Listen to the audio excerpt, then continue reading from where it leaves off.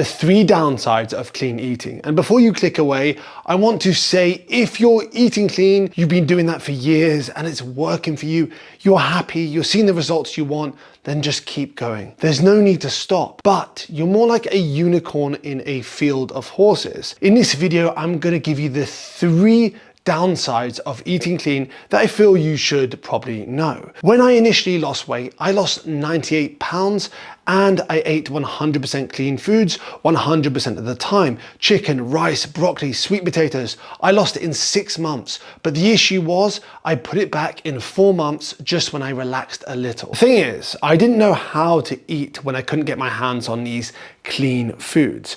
Eventually, I lost all the fat and I've kept it off since, while still being able to eat out and be more flexible. For the last decade, I have helped my clients do the exact same thing. On paper, clean eating is simple. Just kick out the dirty foods and replace them with clean ones.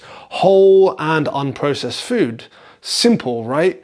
The biggest issue is no one can actually agree on what actual clean means. Ask carnivores if vegetables and fruits are clean, they'll tell you a hard no. They are full of defense chemicals and anti-nutrients. Some vegans will tell you eating any amount of animal-based protein can cause inflammation and slow down fat loss.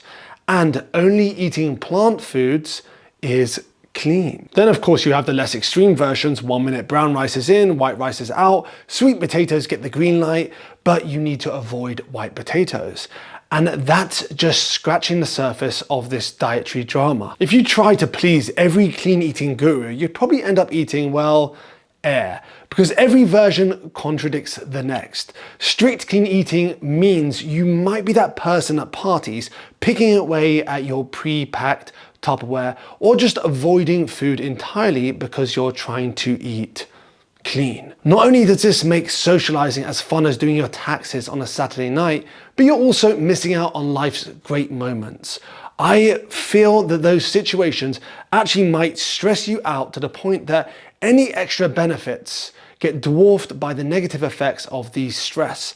And of course, that's not a hall pass to eat everything in sight. We'll get my exact recommendations later on. We also have studies linking more strict approaches, so this like strict clean eating, to eating disorders. Science also tells us that what works is probably being more flexible, maintaining a net calorie deficit while enjoying a mix of foods. Yes, even the ones considered unclean.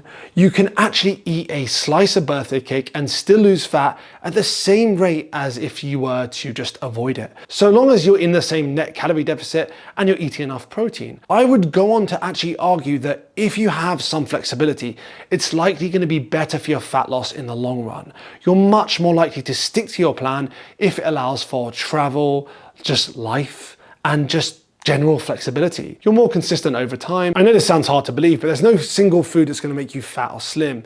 Quantity matters. I suggest using the 80-20 rule, popularized by Alan Aragon in his book, Flexible Dieting. 80% of the time you want to be eating single ingredient nutritious whole foods, and 20% of the time maybe you'll eat that burger, some fries, or enjoy some pizza. You can also use the 90-20 rule if you feel like you maybe don't need 20% flexibility. Before we get into the second reason, if you're finding this useful, I would really appreciate it if you hit that like button and maybe subscribed. It helps my content be seen by more people like yourself. So now let's talk about the effectiveness. Restrictive diets don't stick for most people. Sure, through survivorship bias, everyone knows a handful of people that got incredible results following a restrictive diet. But firstly, you're not them. Secondly, you're not seeing or hearing about the thousands of people that have failed. I have personally, remember I'm one person, had over 1,000 consultations over the last decade, and I can tell you almost all of them have tried low carb, keto, or intermittent fasting approaches. They all pretty much said the same thing. It worked well, then life got in the way. Of course, any diet can work if it means you're eating less food, but then when you factor in life, a holiday, a family dinner, Christmas, Thanksgiving, birthdays, or just going out to eat, you'll feel guilty at the smallest slip up. Then that could lead to a week of, I'll start back Monday. Not only will that destroy your consistency and results, that could lead to disordered eating when you're labeling yourself a diet saint or a sinner. Restrictive diets are generally missing something. We can get into the minutiae here and say, it depends until the cows come home. But if we look at the majority of people who are following a version of clean eating 100% of the time, there will be some nutritional gaps. Even if you were to eat just chicken, rice, beef, broccoli, and sweet potatoes, maybe some oatmeal too, which is the traditional bodybuilder version of like clean eating, you'll likely run into some deficiencies. I'm not here to pick holes in each and every approach, but I want to give you two opposite examples. So vegan diets, they are generally deficient in B vitamins, vitamin D, omega-3 fatty acids, calcium, iodine, zinc, creatine, and in many cases also protein. Now we have carnivore diets. They have their issues too. Potassium, vitamin C, magnesium, and you have carbs, a whole food group. That's fiber as well, vegetables, and prebiotics, which can also have a knock-on effect on your digestion. It may even cause constipation. Sure, you can mitigate some of these effects by eating like nose to tail, like heart, liver, etc. But not many people actually do that. Of course, if you're vegan for ethical reasons, I get it. But you'll need to supplement pretty heavily. Not like Brian Johnson style heavy, but you'll at least need a good solid multivitamin, some omega-3s, and potentially some creatine, and likely some extra protein powder. Likewise, if you're doing carnivore as an elimination diet for health reasons, as it should be used, you'll need to reintroduce foods. I think you see where I'm going, with the definition of clean eating being so different and generally lending itself to a restrictive approach to eating.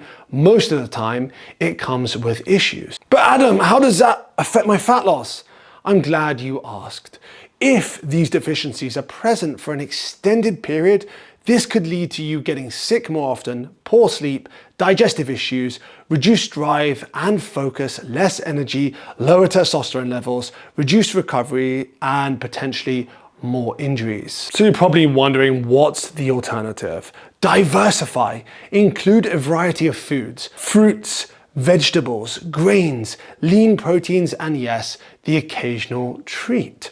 Of course, if specific foods bother you, take them out.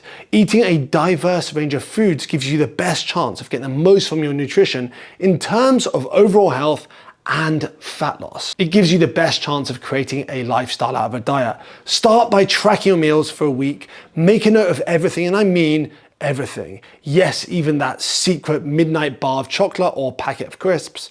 You can use MyFitnessPal or just jot it down on paper, but make sure you do it in real time. Trying to remember what you usually ate usually results in underestimating a fair bit. This will help you see where you can introduce more variety. Next, I want you to experiment with adding one forbidden food back into your diet each week. Not for the sake of it, but when you want a cookie on a Wednesday night, add it back in, that single cookie. Notice how it doesn't make you balloon up overnight. It's about finding your balance and enjoying what you love some of the time. As cliche as this may sound, the best diet is one you can stick to in the long run, the one you can create a lifestyle out of. It's not about just getting in shape for the beach and then falling off. It's creating some flexibility, and that will be the only way you can actually turn a diet into a lifestyle. Otherwise, it's just a matter of time. As humans, we don't like to be told what we can't have. Most of us do not do well with that sort of control. Finding your balance and creating a lifestyle is less about restriction and more about including more of what you actually need. More single ingredient whole foods, more fruits and vegetables, more protein, more fiber, more meals cooked by you, more water throughout the day. Through this, you will naturally have way less ultra-processed foods and it will feel far less like a natural diet. Sure, I'm not oblivious. Clean eating does have its place and some people thrive through following their idea of clean eating. But it's certainly not the only way to achieve health and fat loss. A balanced approach not only supports your physical health, but also supports your mental health and keeps you socially happy. I really appreciate you getting this far. If you want to see more videos like this, hit that like button, subscribe, and hit that bell notification to be alerted as soon as I post a video. If you have any comments at all, like usual, just comment below and I will respond to each and every one. If you're celebrating Christmas, Merry Christmas and Happy Holidays. Enjoy the season, spend time with your loved ones, and be a bit more flexible. Have the best day, and we'll talk soon.